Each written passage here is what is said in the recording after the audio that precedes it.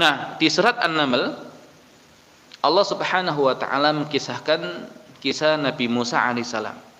Dan menariknya kisah-kisah yang ada di dalam Al-Qur'an, Allah Subhanahu wa taala ketika mengkisahkan kisah-kisah di dalam Al-Qur'an biasanya tidak utuh dari awal sampai akhir, tapi terkadang Allah Subhanahu wa taala penggal ya kejadian-kejadian atau peristiwa-peristiwa dan nanti diletakkan di surat yang memiliki suasana dan nuansa yang berbeda antara satu surat dengan surat yang lain. Dan di samping itu juga ada hal-hal yang bisa diambil sebagai sebuah pelajaran. Nah, makanya kita tidak perlu kemudian untuk menguatkan dan menanamkan keimanan ya ke dalam anak-anak kita, ya ke dalam hati anak-anak kita dengan mencari sumber-sumber yang lain di awal fase pendidikan mereka. Ya cukup kisah-kisah Al-Qur'an ya dengan sentuhan-sentuhan iman, ya dengan menjadikan kisah-kisah itu sebagai wasilah untuk mendekatkan mereka kepada Allah Subhanahu wa taala. Karena di balik setiap peristiwa ada af'alnya Allah, maka berbicara tentang kisah maka kisah itu adalah wasilah untuk mengenalkan Allah melalui af'alnya, ma'rifatullah bi af'alihi, atau yang kita sebut dengan ayat takwiniyah, atau kalau di surat Al-Alaq disebut kitabullahi al-mansyur. Nah, kisah Nabi Musa alaihissalam ternyata Allah Subhanahu wa taala penggal, yaitu penggalan kejadian ketika Nabi Musa kembali dari negeri Madian. Ya, Nabi Musa alaihissalam kembali dari negeri Madian untuk balik ke negeri Mesir. Dan kita tahu di mana Nabi Musa alaihissalam sebelum pergi ke Madian. Beliau tinggal di Mesir, dan bahkan di Mesir beliau termasuk ya keluarga istana, walaupun bukan kerabat dan yang memiliki hubungan keluarga dengan Fir'aun, ya, tapi kita tahu beliau termasuk yang dipungut oleh Asia, istri dari Fir'aun, yang akhirnya menganggap beliau sebagai ya anak angkatnya. Nah, sehingga mau tidak mau walaupun beliau berasal dari Bani Israel, tapi punya hubungan kedekatan dengan keluarga. Nah, hanya ya Nabi Musa ini seorang yang sejak awal komitmen untuk melakukan pemberantasan terhadap kezaliman. Ya, maka setiap orang yang dizalimi di Mesir, kalau minta tolong, pasti minta tolongnya kepada Nabi Musa alaihissalam. Dan ini sudah masyhur, ya sudah terkenal. Ya, sehingga sebetulnya Nabi Musa punya kedudukan yang tinggi di Mesir, tapi di sisi yang lain tidak disukai oleh pihak keluarga kerajaan, ya termasuk oleh Fir'aun sendiri. Ya, kenapa? Karena justru dengan sikap Nabi Musa yang banyak melindungi Bani Israel yang tertindas, ya tidak disukai oleh orang-orang Mesir, ya terkhusus keluarga istana. Nah, hanya mereka kesulitan bagaimana untuk menyingkirkan Nabi Musa alaihissalam. Ya, sehingga mereka selalu mencari peluang ya untuk menyingkirkan Nabi Musa alaihissalam. Ya, sehingga kita tahu sebab Nabi Musa keluar dari Mesir adalah ketika beliau menolong salah seorang Bani Israel yang sedang berkelahi dengan orang Koptik, yang tanpa sengaja akhirnya dipukul orang Koptik itu dan meninggallah dia. Dan hingga akhirnya ketika keesokan harinya orang Bani Israel ini bertengkar lagi dengan orang Koptik yang lain, dan ketika Nabi Musa maju hendak menolong dirinya, dia mengira justru dialah yang akan dipukul, maka dia buka. Kejadian yang sebelumnya di mana Nabi Musa adalah orang yang membunuh orang Mesir itu, dan akhirnya dilaporkan kepada pihak kerajaan, dan di situ akhirnya Fir'aun ya dengan para malaknya ya mereka sepakat untuk membunuh Nabi Musa. Ya, seakan mereka menemukan jalan untuk melampiaskan kedengkian mereka, ya kebencian mereka kepada Nabi Musa yang selama ini dianggap mengganggu setiap apa yang mereka lakukan terhadap orang-orang Bani Israel. Nah, maka akhirnya ada salah seorang laki-laki dari keluarga istana yang dia ini seorang yang beriman, yang menyembunyikan keimanannya, datang kepada Nabi Musa dengan mengatakan tentang rencana Fir'aun dan para malaknya untuk membunuh Nabi Musa. Ya, hingga akhirnya Nabi Musa lari ke negeri Madian. Dan justru di Madian inilah Nabi Musa mendapatkan banyak hal. Ya, di mana Nabi Musa lari ke Madian tanpa membawa apapun. Ya, hanya sekedar pakaian yang ada di badan. Ya, dan bahkan kalau kemudian kita lihat, beliau adalah seorang yang jomblo, ya, belum punya pasangan. Ya, beliau adalah seorang pengangguran, ya, belum punya pekerjaan. Dan beliau juga adalah seorang yang, ya, tunawisma, tidak punya tempat tinggal. Ya, jadi lengkap penderitaan Nabi Musa ketika terpaksa pergi dari Mesir untuk menuju negeri yang beliau tidak tahu kemana itu, walaupun ujungnya adalah beliau sampai di negeri Madian. Ya, jomblo, pengangguran, ya, tidak punya tempat tinggal. Yang nanti, ya, justru Allah Subhanahu wa taala hadirkan kebesaran Nabi Musa itu dimulai dari negeri Madian. Ya, Allah berikan jodohnya. Ya, Allah berikan pekerjaan di sana. Dan Allah hadirkan tempat tinggal, ya, untuk beliau di sana.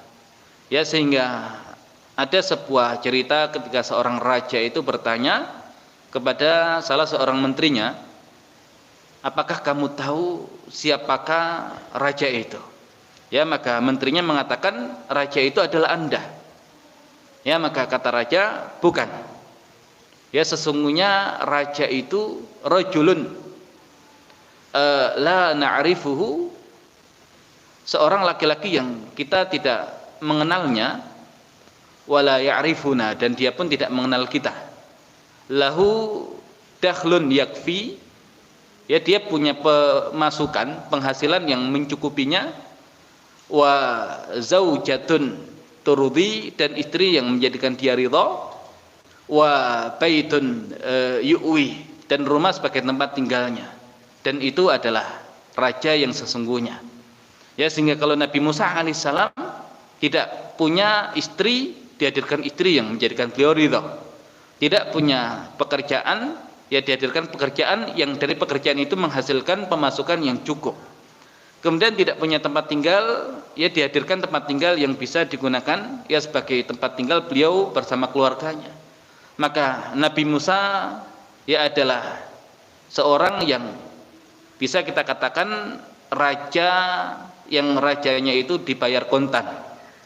Ya, kalau kita itu raja yang bisa jadi belum raja sesungguhnya, dan kalaupun raja, kalaupun sultan, itu sultan kredit. Ya, kenapa? Ya, karena nyicil dikit-dikit. Ya, nggak punya pekerjaan, nyari kerja dulu, baru kemudian punya penghasilan. Nah, ketika sudah punya penghasilan, baru berani untuk menikah.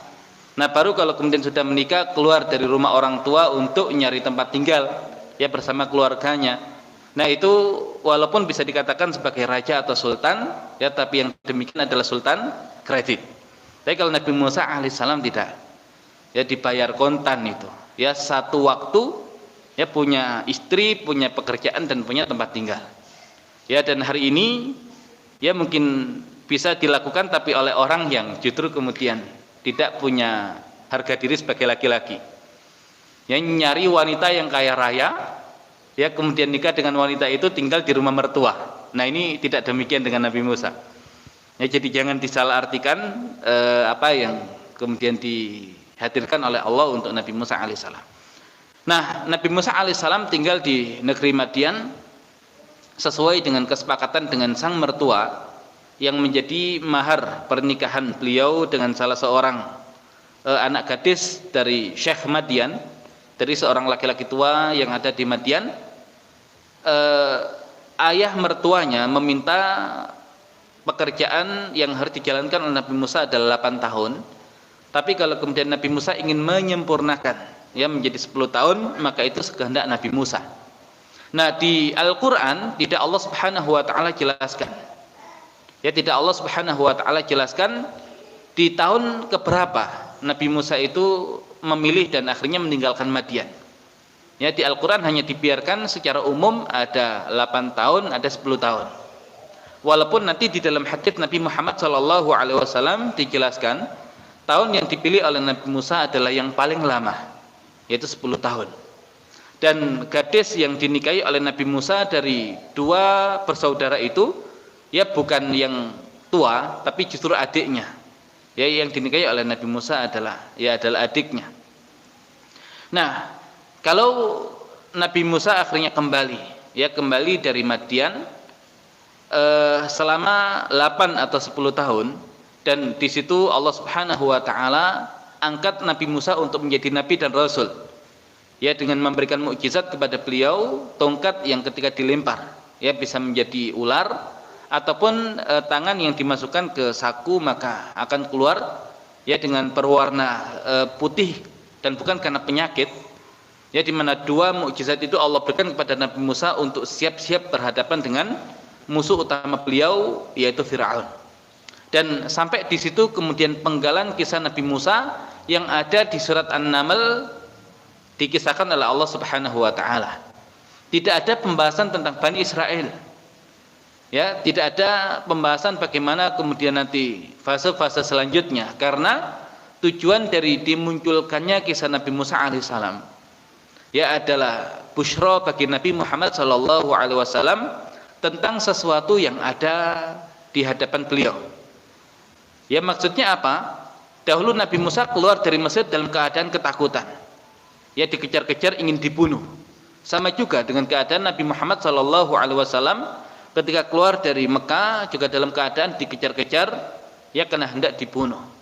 Ya, dan bagaimana kemudian orang-orang Quraisy menyediakan hadiah yang sangat besar bagi siapa yang bisa membawa Nabi Muhammad SAW dan juga sahabat mulia Abu Bakar As-Siddiq dalam kondisi hidup maupun mati ya dengan imbalan 100 ekor unta ya, sehingga nanti banyak orang yang berusaha untuk mengejar beliau ya, termasuk nanti ada Suraqah bin Malik yang hingga akhirnya beliau mendapati memang Nabi SAW adalah seorang yang dijaga oleh Allah, dan akhirnya Suraqah pun ya nanti menyatakan dirinya sebagai orang yang masuk Islam ketika terjadi Fathu Mekah.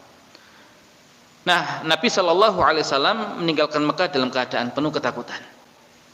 Nah, kalau kita kaitkan dengan kisah Nabi Musa, yang Nabi Musa itu disebutkan ada dua angka, 8 tahun dan 10 tahun. Maka ada apa 8 tahun setelah hijrahnya Nabi Muhammad SAW, dan ada apa 10 tahun setelah hijrahnya Nabi Muhammad SAW. Maka kalau kita lihat di Sirah Nabawiyah di tahun yang ke-8 ya, ternyata Allah hadirkan Fathu Mekah, peristiwa penaklukan kota Mekah, di mana awalnya Nabi keluar dari Mekah dalam keadaan penuh dengan ketakutan, tapi di tahun yang ke-8 Nabi kembali ke Mekah dengan 10.000 pasukan. Ya, di mana kemudian beliau berhasil menguasai Mekah dan semua berhala yang ada di Mekah dihancurkan. Ya, dan akhirnya orang-orang Mekah yang tadinya memusuhi Nabi Muhammad SAW semua menyatakan keislaman dan menjadi bagian dari kelompok kaum muslimin ketika itu. Jadi seakan 8 tahun Nabi Musa di Madian, tahun ke-8 Hijriah Fathu Mekah. Kemudian 10 tahun Nabi Musa di Madian, ada apa di tahun ke-10 Hijriah? Ya, kita dapati peristiwa besar dalam kehidupan Nabi Muhammad SAW, dan yang demikian adalah Haji Wada. Nah, Haji Wada di mana Nabi disertai 100.000 lebih sahabat. Ya, peristiwa yang begitu luar biasa bagi Nabi Muhammad SAW. Jadi seakan hari ini kamu keluar dari Mekah Muhammad ya dalam kondisi yang tidak mengenakan, tapi di tahun ke-8 kamu akan kembali ke Mekah. Di tahun ke-10 kamu pun akan kembali ke Mekah dalam kondisi yang berbeda. Ya, dalam kondisi datang dengan penuh kekuatan.